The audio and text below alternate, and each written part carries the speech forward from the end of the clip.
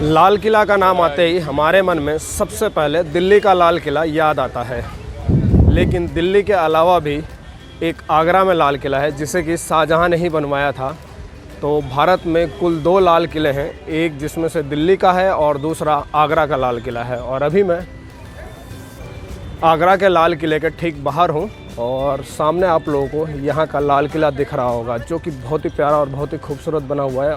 ये है इस किले का एंट्री गेट, तो यहाँ से आप एंट्री कर सकते हैं। उससे पहले यहाँ पे चेकिंग होती है।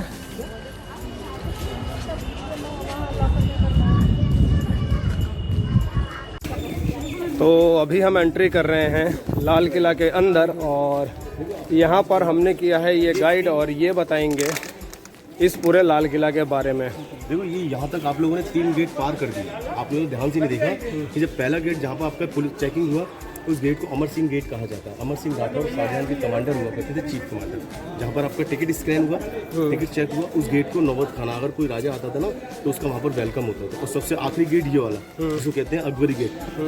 ये 3 गेटों को अलग अलग जगह डिजाइन किया हुआ है। अच्छा, आपने ध्यान से देखा कि तीनों गेटों को आप लोग देखेंगे तो तीनों गेटों को अलग अलग जगह डिजाइन इसलिए किया गया था कि कभी दुश्मन अटैक करेगा ना, दुश्मन पहले कंफ्यूज होगा कि कौन से गेट से किले के अंदर घुसना है। आप बीच वाले गेट पे खड़े हो जाएंगे ना, बिल्कुल बीच में, तो ना आपको ये वाला गेट दिखाई देगा ना आपको वो वाला गेट दिखाई देगा। और यहाँ पर खड़े होने के बाद में ना आगे का ना पीछे का दोनों गेट मतलब इस तरीके से डिजाइन किए गए। और बाई चांस ये तीनों गेट क्रॉस करके तोड़ता ऊपर ऊपर जाएगा ना, तो ये चौथा गेट जो देख रहे हैं आप लोग, ये एक सिक्योरिटी अलार्म है। यहाँ पर ये आवाज जब ऊपर पहुंचती थी तो बड़े बड़े पत्थर डाउन होना वहां से स्टार्ट हो जाती है। अच्छा, यहाँ से ताली बजाने पे स्लोप ताली बजाने में नहीं, घोड़े होते हैं ना, घोड़ों के पैरों में लोहा लगा होता है। जब आवाज ऊपर पहुंचती थी ना तो वहाँ सैनिक अलर्ट हो जाते थे, गरम गरम भारी भारी पत्थर जो है छोड़ना स्टार्ट करते थे आग से लगते हुए, और इस दीवारों से लगने की कोशिश करते थे तो दीवारों के अंदर गर्म तेल और गर्म पानी का निशान किया। अच्छा, और ये जमीन में जो लाइनिंग देख रहे हैं ना आप लोग, ये लाइनिंग इसलिए बनाई गई थी कि जब राजा लोग हाथी घोड़े में बरसात के मौसम में आए तो हाथी घोड़े से लपना हो। अभी तक हमने 3 गेट पार कर लिए हैं। 3 गेट पार करने के बाद अभी हम चौथे गेट की तरफ आगे बढ़ रहे हैं। और ये देखिए यहाँ पर ब्रिक्स जो है ना, काफ़ी पतली पतली ब्रिक्स हैं। मतलब आज के ज़माने में इस टाइप की ब्रिक्स नहीं बनती हैं, पहले के टाइम पे इस टाइप की ब्रिक्स बनती थी। लाहौरी से लाई जाती थी। लाहौरी, अच्छा। और सामने गेट का खूबसूरत व्यू।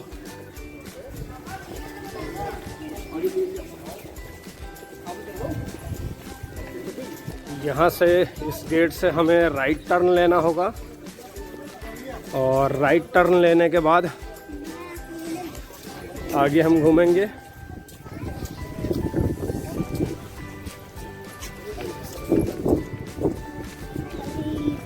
और यहाँ पर ये बहुत ही प्यारा सा गार्डन बना हुआ है। ये गार्डन का व्यू देखिए आप लोग।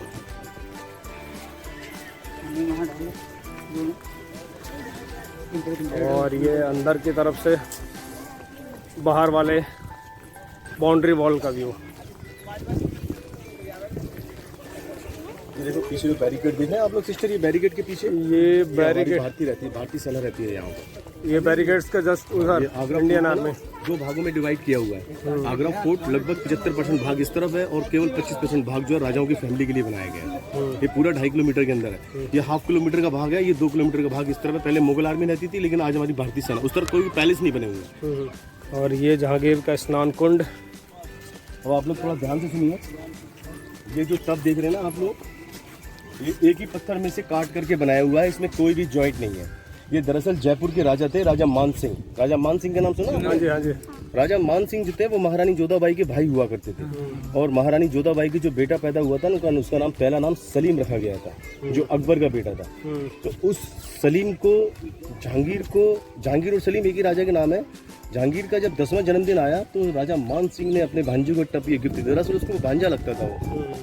तो कहा जाता है कि जब राजा मान सिंह के भांजे का जन्मदिन आया तो उसने एक टप गिफ्ट में दिया और उसके अंदर बहुत सारे सोने के सिक्के और हीरे जवाहरात भर के दिए थे। ये है क्या चीज़ आपको मालूम है? ये नहाने का बाथटब है।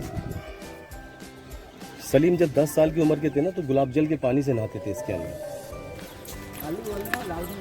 और यहाँ पे देखिए शानदार व्यू। जो आप लोग वेलकम करने के लिए जा रहे हैं, ये किसी टाइम के अंदर मुगल राजा इसके अंदर से एंट्री करते थे। हाँ, ये विंडो वगैरह सब जो देख रहे हैं ना, ये सब फूल फ्लावर के लिए बनाई गई थी। अच्छा। यहाँ से राजा लोग एंट्री करते थे और जैसे ही राजा इसके अंदर एंट्री करते थे ना, उनका यहाँ पर स्वागत होता था बहुत जोर शोर इस जगह से। हाँ, यहाँ पर ढोल और शनाई बजाई जाती थी और जलालुद्दीन मोहम्मद अकबर चला रहे हैं आवाज। ये आवाज जब महल के अंदर पहुंचती थी, सभी लोगों को मालूम पड़ जाता था कि राजा आ चुके हैं, उनका वेलकम हो चुका है। ये उस जमाने में नौबत खाना करता था। ये उर्दू वर्ड है, मुस्लिम वर्ड है, लेकिन कहते हैं इसको नौबत खाना। आज हम लोग वेलकम गेट कहते हैं। तो नौबत खाना से आगे बढ़ते हुए हम आगे की तरफ जा रहे हैं।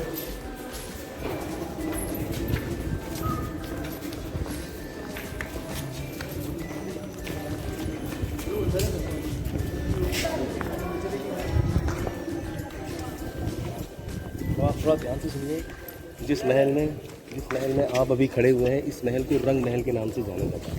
ये रंग महल का मतलब था कि अगर महल के अंदर कभी कोई प्रोग्राम होता था तो यहाँ लेडीज़ लोग डांस किया करती थी। ये ऊपर जो खिड़कियाँ दिख रही हैं, छोटी छोटी खिड़कियाँ बनी हुई है, जो इन खिड़कियों में से तो रानी बैठ के देखा करती थी और ऊपर छतरी वाली सीट पे राजा लोग बैठा करते थे। लेकिन इस महल को पूरा राजस्थानी स्टाइल के अंदर बनाया गया। इसके अंदर राजस्थानी स्टाइल इसलिए दिखाया गया है कि महारानी जोधाबाई राजस्थान से। तो ये वाला जो है, ये वाला ना जोधाबाई का मंदिर हुआ करता था। अच्छा, ये जोधाबाई का मंदिर था। हाँ, ये जोधाबाई का टेंपल हुआ करता था। ये कहा जाता है कि किसी टाइम के अंदर औरंगजेब का टाइम आया ना, तो उसने सब हटवा दिया। ये वाला ना उनका जो है बेडरूम हुआ करता था। उस ज़माने में दरवाजे खिड़की नहीं थे, महल के अंदर दरवाजे नहीं थे, तो उस ज़माने में अंदर और बाहर दोनों तरफ से पर्दे लगाए जाते थे। और ये वाला उनका रसोई घर था पीछे दरवाजे के पीछे। अच्छा, इस दरवाजे के पीछे महारानी जोधाबाई का रसोई घर था, क्योंकि महारानी जोधाबाई अपने खाने में नॉनवेज वगैरह खाती नहीं थी, तो अलग से उनके लिए रसोई घर बनाया गया था। लेकिन महल के अंदर कभी कोई प्रोग्राम होता था तो यहाँ लेडीज़ लोग डांस किया करती थी। इस जगह पर यहाँ पर लेडीज़ लोग डांस करती थी और यहाँ से तो फूल फ्लावर बरसते थे और वहाँ से सोने के सिक्के बरसते थे। अच्छा, तो ये भैया ये मुगल टाइम के अंदर एयर कंडीशन का काम करता था। ये क्या चीज़? एयर कंडीशन, हवा महल है। अच्छा, हवा महल की हवा महल। लेकिन उस ज़माने में इस हवा महल को कैसे ठंडा किया जाता था, क्योंकि यहाँ पे जो टेम्परेचर बहुत हाई है, 40-45 डिग्री, 46 डिग्री, 47 डिग्री भी पहुँच गया था। तो उससे बचने के लिए क्या इंतजाम किया जाता था, ऊपर ना एक पत्थर का टैंक बनाया गया। पत्थर का टैंक, छत के ऊपर एक बड़ा सा पत्थर का टैंक बनाया गया। ये कमरा नहीं है, ये 4 हॉल इसके साथ में अटैच है। बड़े से टैंक के अंदर पानी भरते थे और वो पानी जाके इनकी दीवारों के बीच में, इसके अंदर खाली ये पूरा महल अंदर से बिल्कुल खोखला है। पानी टैंक के अंदर जाएगा और वो पानी दीवारों के अंदर भर जाएगा और दीवारों से जब नेचुरल हवा, ये हवा नेचुरल हवा महसूस कर रहे हैं ना आप लोग, ये नेचुरल हवा जब दीवारों से टकराती थी तो महल को ठंडा रखती थी। आपको मालूम नहीं है कि यहाँ का टेम्परेचर कितना होता है। आपके नैनीताल में इतना टेम्परेचर नहीं होता है, लेकिन यहाँ का टेम्परेचर ना लगभग अब की बार 47 हो गया था टेम्परेचर। 47 का मतलब ये होता है कि आग लग जाए। तो इतने टेम्परेचर के अंदर ना ये दीवारें और गर्म होती, पत्थर की दीवारें ना ये और गर्म होती हैं।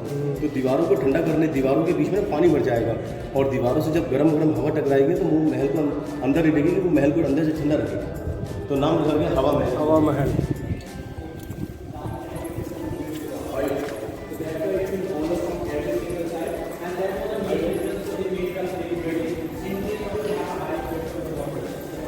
देखो ये सफ़ेद पत्थर और ये लाल पत्थर, ये सफ़ेद पत्थर शाहजहां का है और ये वाइट मार्बल पूरा, तो ये सफ़ेद पत्थर पूरा शाहजहां का और ये रेड स्टोन पूरा अकबर का है। अच्छा। ये किला ना 4 राजाओं के द्वारा बनाया गया। इसको बनाना स्टार्ट करा था अकबर ने। तो अकबर ने अपने महल के अंदर ना पूरा लाल पत्थर लगवाया था। ये वाला पोर्शन है जोधाबाई और अकबर का पोर्शन यहाँ से खत्म हो चुका है। अब शाहजहां का महल यहाँ से स्टार्ट हो चुका है। लेकिन शाहजहां और मुमताज़ से ये कहा जाता है कि उनकी 2 बेटियाँ थी। 2 बेटियाँ हुई थी मुमताज़ से। बड़ी बेटी का नाम रखा जहानारा और छोटी बेटी का नाम रखा रोशनारा। लेकिन उस पीरियड में दोनों बेटियां शाहजहां की अनमैरिड रह गई, इनकी शादी नहीं हो पाई, क्योंकि उस ज़माने में ये कहा जाता है कि इनसे बड़ा और उनकी हैसियत में कोई राजा उस ज़माने में था ही नहीं। तो उनकी हैसियत में इनसे बड़ा कोई था नहीं और छोटे मोटे राजाओं को ये लोग अपनी बेटियाँ देते नहीं थे। तो छोटों को लोग देते नहीं थे, इनसे बड़ा कोई था नहीं, इसलिए शाहजहां की दोनों बेटियाँ बगैर शादी के ही रह गई। ये थी शाहजहां की सबसे छोटी बेटी का महल। रोशनारा इनका नाम था और महल का डिज़ाइन ऐसे दिया गया डोली की तरह। डोली समझते हैं आप लोग? बिल्कुल डोली की तरह बनाया गया। उस ज़माने में ये कहावत कही गई कि शाहजहां ने अपनी बेटियों को डोली में बिठा दी, लेकिन कभी शादी उनकी करी नहीं। ये लोग शादी इसलिए नहीं करते थे कि छोटे राजाओं को अपनी बेटियाँ दे देंगे तो उनको झुकना पड़ जाएगा, तो इसलिए दोनों बहनें बगैर शादी के ही रह गई। और जब एक्सपायर हो गई तो दिल्ली से पहले हज़रत निज़ामुद्दीन पता है, उनने इनकी बॉडी को दबा दिया गया मरने के बाद। आओ यहाँ से ताजमहल दिखाता है, छोटी बेटी का महल दिखाता हूँ मैं। आई ये बड़ी बेटी का था? नहीं, बड़ी बेटी नहीं, छोटी बेटी। बड़ी बेटी का आगे था। अच्छा।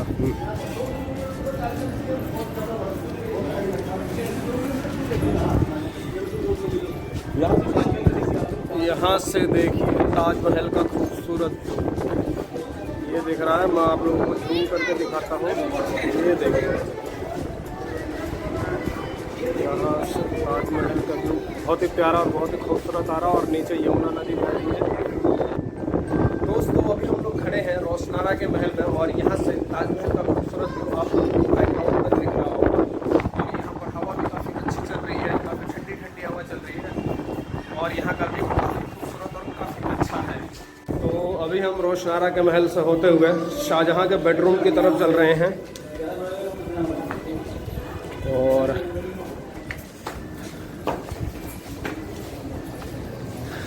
यहाँ की डिजाइनिंग काफ़ी खूबसूरत और काफ़ी अच्छी है। ये आप लोग देख रहे होंगे, ये है शाहजहां और मुमताज का बेडरूम। ये ताजमहल ना बहुत बाद में बनाया गया, ताजमहल को बहुत बाद में बनाया गया, ये महल पहले बनाए गए थे। लेकिन शाहजहां ने इस महल के अंदर क्या करवाया था, इस महल के अंदर ये जो निशान देखे ना आप लोग, ये सब यहाँ पर सोने की प्लेटें लगी हुई थी यहाँ पर। हाँ, ये सब सोने का काम हो रहा था, यहाँ पर सब सोने की प्लेटें लगी हुई थी। ये जो निशान देख रहे हैं, जितना भी डिजाइन बने हुए हैं, ये सब सोने की प्लेटें यहाँ पर लगी हुई थी, और यहाँ पर बहुत ही खूबसूरत हरे गुलाबी नीले पीले डायमंड लगे हुए। अच्छा इधर डायमंड लगे थे, ये पूरे में डायमंड लगाए थे, और इधर सोने छल्ले लगे हुए छल्ले। हाँ, ये उस जमाने में बड़े बड़े सोने के झूमर चलते थे, कैंडल झूमर चलते थे मोमबत्ती वाले। हाँ हाँ। और जब अंधेरा होता था, क्योंकि उस जमाने में पर्दों का चलन था, दरवाजे नहीं थे, पूरे महल में पर्दे लगा दिए जाते थे, और यहाँ पर जब बड़े बड़े झूमर लगाए गए थे, अंधेरे में जब एक कैंडल लगाई जाती थी मोमबत्ती, उसकी रोशनी नीले पीले डायमंड पर पड़ती, तो यहाँ पूरे में रोशनी होती थी यहाँ पर। लेकिन ये कहा जाता है कि जितना भी इसके अंदर डायमंड गोल्ड लगा हुआ था, हिंदुस्तान छोड़कर अंग्रेज़ यहाँ से जा रहा था, तो इस महल के अंदर जितना भी गोल्ड और डायमंड लगा था, उन लोगों ने पहले इस महल में आग लगाई, और आग लगाने के बाद में जो गोल्ड था वो सारा नीचे गिर गया। देखो मैं एक चीज़ दिखाता हूँ, मुगल टाइम का गोल्ड दिखाता हूँ।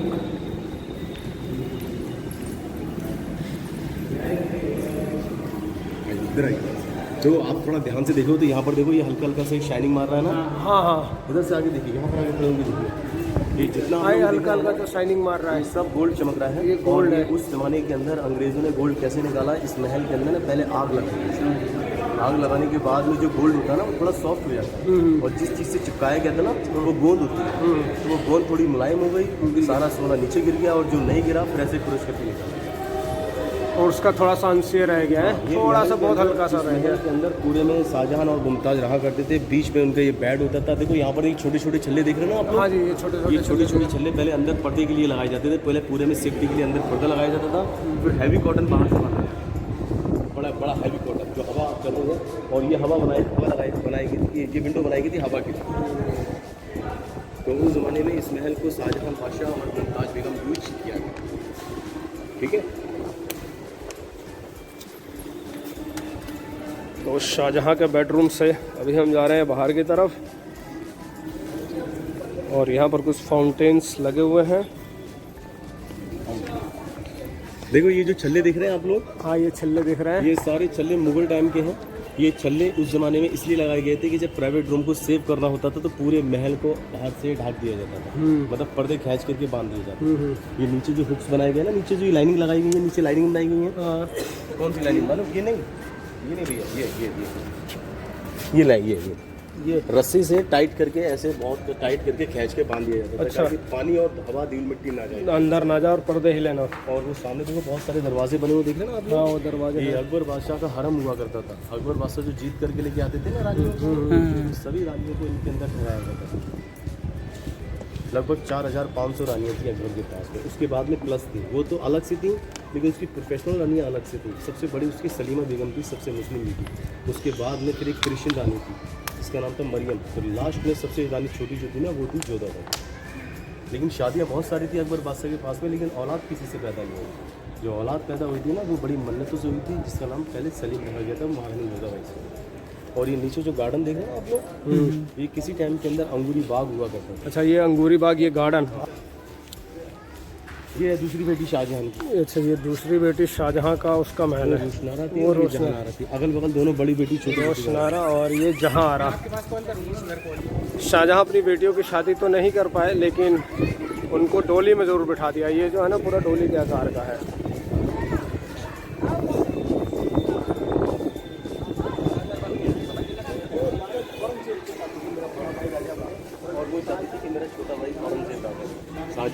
बाद से ना लगभग 40 बच्चे जन्म हुए। 40 बच्चों में 12 लड़के थे और 2 लड़कियां थी। 12 लड़कों में 8 लड़के बचपन में बीमारियों में एक्सपायर हो गए, 4 लड़के 2 लड़कियां बची।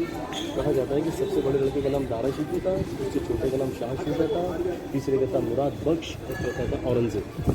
कहा जाता है कि गद्दी पे बैठने के लिए शाहजहां को इसी महल में औरंगजेब ने बंदी बनाया। हाल में आप लोगों को कैद कर कहाँ पे बंद किया था? दिखाते हैं आपको। शाहजहां को जो कैद किया गया था वो जेल में नहीं डाला गया था, दरअसल इसको महल के अंदर हाउस अरेस्ट किया गया था। और औरंगजेब ने किस लिए अरेस्ट कर दिया था शाहजहां को कि शाहजहां एक ताजमहल तो बनवा चुका था और एक और ताजमहल बनवाने की सोच रहे थे। वाइट बन चुका था और ब्लैक बनने की तैयारी चल रही थी, लेकिन जो ब्लैक ताजमहल बनने जा रहा था उसमें पैसा मनी बहुत वेस्ट हो रही थी। औरंगजेब जो था उसके खिलाफ था। औरंगजेब ने सबसे पहले उस काम को रुकवाया और उस पीरियड में कहा जाता है कि गद्दी पर बैठने के लिए, राजा बनने के लिए उसने अपने सगे 3 भाइयों को मार दिया। सबसे पहले उसने अपने बड़े भाई को मारा क्योंकि शाहजहां के 4 बेटों में सबसे छोटा औरंगजेब था। 3 बड़े थे। औरंगजेब ने तीनों भाइयों को मारकर अपने फादर को अरेस्ट किया और सारी पावर उसने अपने हाथ में ली। जब पावर उसके हाथ में आ गई तो अपने फादर को उसने हुक्म दिया कि जब तक जिंदा है, जब तक इस पैलेस के अंदर अरेस्ट रहेंगे। यहीं से ताजमहल देखते रहते थे। जब उसकी बीवी की याद आती थी और ताजमहल को देखते ही देखते जब शाहजहां एक्सपायर हो गए तो उनकी बड़ी बेटी और छोटी बेटी दोनों ने मिल के एक गुप्त रास्ते से ले आके ताजमहल में उनकी बॉडी कवर कर दी, क्योंकि उसकी आखिरी इच्छा यही थी कि जब मैं मरूं तो बेगम के बगल में दफन करूं। तो ये काम उनकी बेटी रोशनारा और जहानारा ने किया, क्योंकि औरंगजेब ने ना अपने भाइयों को मारने के बाद में यहाँ से बाहर दिल्ली से ला औरंगाबाद ये एक वजू खाना बनाया गया। ये वजू खाना है। वजू खाना समझते हैं आप? हाथ पैर धोने के लिए। दरअसल नमाज पढ़ने से पहले ना हाथ पैर में धोते हैं, तो ये वजू खाना है। दरअसल शाहजहां जब यहाँ रेस्टोरेंट काट रहे थे तो हाथ पैर में धोने के बाद में एक मस्जिद में नमाज पढ़ने के लिए चले और नमाज पढ़ने के बाद में फिर वो यहीं आके बैठ गए। तो यहाँ पर औरंगजेब ने शाहजहां को बंदी बना के रखा था। ये वो महल है और ग्रीन कलर का दिख रहा है आप लोग? जी हाँ। ये वो रत्न है जो आप लोग अपनी उंगली में जो पन्ना रूबी पहनते हैं ना, ये वो है सारे। अच्छा, ये सारे रत्न हैं। सबसे महंगा इसके अंदर ये नीलम है। नीलम। अच्छा, ऊपर ये नीलम है। ये देखिए ऊपर ये नीलम है। 2 नीले कलर के दिख रहे हैं ये पत्तियों के ऊपर। तो औरंगजेब के कैद खाने से अभी हम आगे की तरफ बढ़ रहे हैं और देखिए ये इस किले से बाहर निकलने का रास्ता था, गुप्त रास्ता। ये इस किले से बाहर निकलने का गुप्त रास्ता है। ये बाय रिवर ताजमहल जाने का रास्ता था और यहीं से शाहजहां की बॉडी ताजमहल तक गई थी। लेकिन इसके अंदर भी पैट्स आ गए, चमगादड़ हमारे यहाँ से लहरा। तो यहाँ से आप सीधा ताजमहल तक जा सकते हैं। गुप्त रास्ता है, लेकिन फ़िलहाल अभी इसके अंदर चमगादड़ आ गए हैं तो इस रास्ते को बंद कर दिया गया है और यहाँ पर चमगादड़ों की स्मेल भी आ रही थी, तो ये रास्ता बंद है। तो इस रास्ते बंद होने की वजह से अभी हम जा रहे हैं आगे की तरफ और आगे देखते हैं कि ये हमें और क्या क्या चीज़ें दिखाते हैं। और आगे है मीना मस्जिद। ये मस्जिद है जो मैंने बताया ना कि वजू करने के बाद में शाहजहां नमाज पढ़ने के लिए जाते थे, तो ये मस्जिद में नमाज पढ़ने जाते थे। तो ये औरंगजेब ने उसको शाही मस्जिद में नमाज पढ़ने की इजाज़त नहीं दी थी। ठीक, ये जो जगह देख रहे हैं ना आप लोग, ये यहाँ पर बाजार लगता था, मीना बाजार। तो यहाँ पे मैडम यहाँ लगता था मीना बाजार अकबर के टाइम के अंदर, क्योंकि अकबर जो था ना, जो उसकी हरम में जो रानियाँ थी उनको कभी बाहर नहीं निकालता था। फ्राइडे के दिन बाजार लगता था। इसके अंदर सिर्फ लेडीज़ लोग जाएंगी, जेंट्स को अलाउड नहीं था। तो ये बाज़ार है, इसके अंदर लेडीज ही जा सकती थी, जेंट्स नहीं जा सकते थे, क्योंकि अकबर ने जिन रानियों को बंदी बनाया था उनको बाहर जाने की अनुमति नहीं थी। तो वो रानियां यहाँ पर आके अपनी शॉपिंग कर सकती थी और ये सिर्फ शुक्रवार के दिन ही बाजार लगती थी। तो ये सामने है कसौटी पत्थर।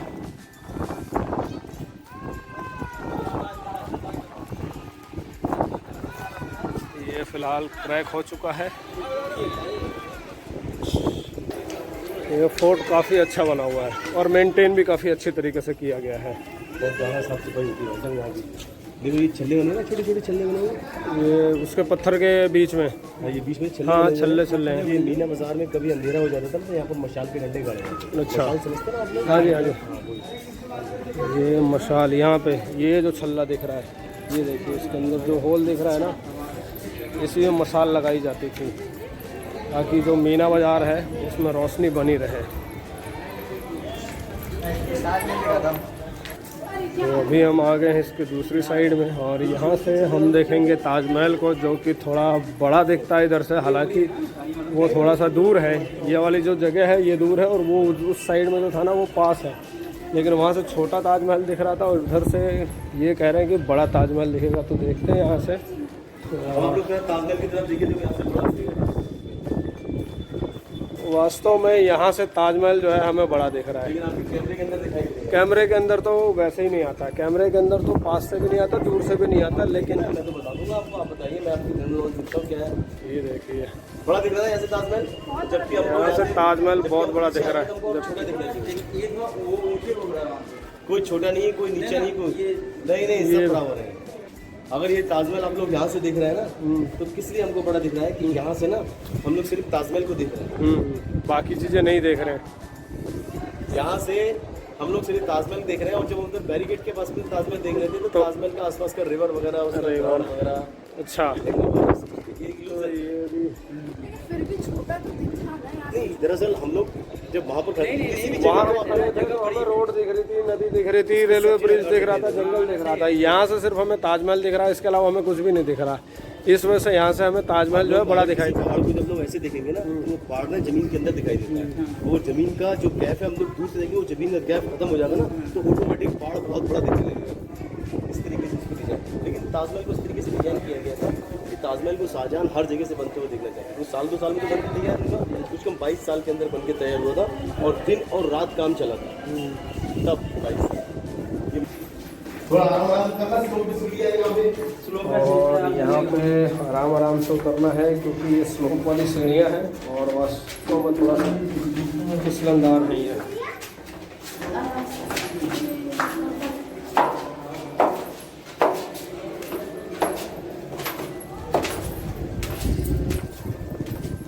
ये वो जगह है जो आम लोगों का फैसला होता था। अच्छा, दीवाने आम। ये है दीवाने आम। दरअसल वो राज्यसभा था और ये आम सभा था। यहाँ आम लोगों का फैसला होता था। यहाँ बैठता था अकबर बादशाह, यहाँ पर बैठते थे और अकबर बादशाह अपने साथ में तो रानी लेके आते थे यहाँ पर। अच्छा, ये जो विंडो दिख रही है यहाँ पे रानी, ये जो खिड़कियाँ है ना, ये खिड़कियाँ 2 रानियों के लिए बनाई गई थी, क्योंकि अकबर बादशाह जो थे ना, वो 14 साल की उम्र में राजा बन गए थे, पढ़े लिखे थे नहीं। अगर कोई बड़ा फैसला होता था तो अपनी रानियों से डिस्कस किया जाता था और वो फैसला फिर इस मंत्री, यहाँ पर एक मंत्री को बैठा लाया अच्छा, था। यहाँ पे मंत्री और जनता कहाँ बैठती थी? नीचे जमीन। जनता इधर नीचे ज़मीन पे। लेकिन इस तरीके से इसको डिजाइन किया हुआ है कि कोई भी खंभा, कोई भी पिलर राजा को, बादशाह को डिस्टर्ब ना करे। जब अच्छा, ऊपर राजा बैठ जाते थे ना, तो राजा ना अपनी जनता को देख ले और जनता अपने राजा को देख ले। ये 64 पिलर्स हैं, ये इस तरीके से डिजाइन किए गए थे कि कोई भी पिलर राजा को डिस्टर्ब नहीं करेगा। अच्छा, और राजा को अगर पब्लिक तक कोई आवाज़ पहुंचानी है तो ज़माने में लाउड स्पीकर तो था नहीं, यहाँ पर एक मंत्री को बैठाता था, राजा इसको बोलता था और ये फिर आगे जाके ट्रांसफर करता। अच्छा, यहाँ से जाकर था आगे। और ये सामने एक मस्जिद बनाई गई है जिसको मोती मस्जिद के नाम से जानते हैं। अच्छा, इधर ये मोती मस्जिद को शाहजहां ने बनवाया था जनता के लिए। अच्छा, लेकिन अभी काम चल रहा है इसमें रिपेयरिंग का, तो इसके अंदर भी कोई नहीं जा सकता है। और ये पीछे जो टीन शर्ट देख रहे हैं आप लोग, टीन शर्ट, ये 3 शर्ट देख रहा है। हमारी भारतीय सेना रहती है, अच्छा, इंडियन आदमी, जो हम लोग अभी नहीं देख सकते हैं। देखो एक सामने देखो एक समाधि बनी हुई है, ये समाधि है। ये एक अंग्रेज की समाधि है। अच्छा, ये अंग्रेज का नाम था जॉन रशल कॉलविन। ये 1857 के अंदर यहाँ की गवर्नर था। एक बीमारी के अंदर मारा गया तो इसकी बॉडी का अंग्रेजों ने ले लिया। अच्छा, और यहाँ पर बहुत सारे फॉरेनर्स भी घूमने के लिए आए हुए हैं और ये है एक अंग्रेज की समाधि। एक बार थोड़ा सा रोया तो सही रहेगा। जो कि यहाँ के गवर्नर थे। तो अभी हम चलते हैं इससे आगे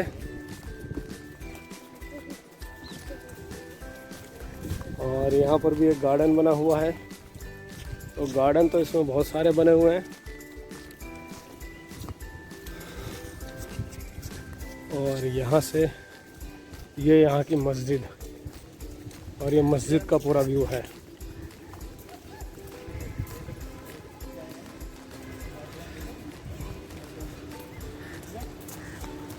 और आज की ये वीडियो काफ़ी लंबी होने वाली है। हम लोग एंडिंग पे आ चुके हैं और अभी हम लोग इस महल के एंडिंग में आ चुके हैं और एंडिंग में आगे देखते हैं। आगे ये यहाँ पर एक गेट है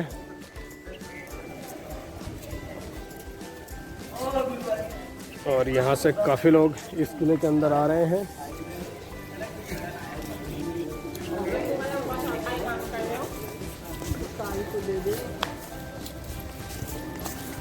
मौसम काफ़ी सुहाना है और यहाँ पर घूमने में आज काफ़ी अच्छा लग रहा है, लेकिन बस एक ही दिक्कत हो गई कि माइक इस महल के अंदर लाना अलाउ नहीं है, तो बिना माइक के वीडियो में शूट कर रहा हूँ तो वॉइस इतनी क्लियर नहीं आ रही होगी।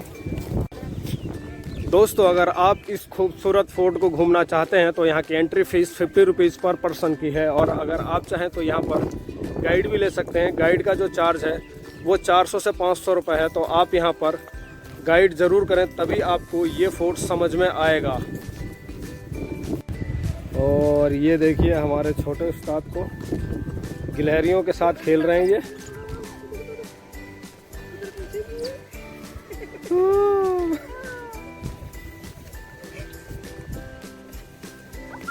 तो ये हमारे छोटे उस्ताद गिलहरियों से खेलते हुए, और ये हमें दिखा रहे हैं कि इधर ये देखिए ये गिलहरी है।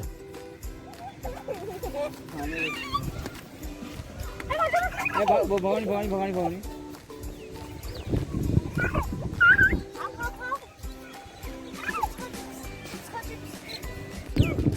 तो दोस्तों, यहाँ पर आकर और इस फोर्ट को घूमकर हमें बहुत अच्छा लगा। तो फ्रेंड्स, अगर आपको हमारी यह वीडियो अच्छी लगी हो तो फ्रेंड्स वीडियो को लाइक और शेयर कीजिएगा। आगे और ऐसी वीडियोज़ पाने के लिए चैनल को सब्सक्राइब कीजिए तथा बेल आइकन को प्रेस कीजिए। मैं मिलता हूँ नेक्स्ट वीडियो के साथ। Thanks for watching video friends.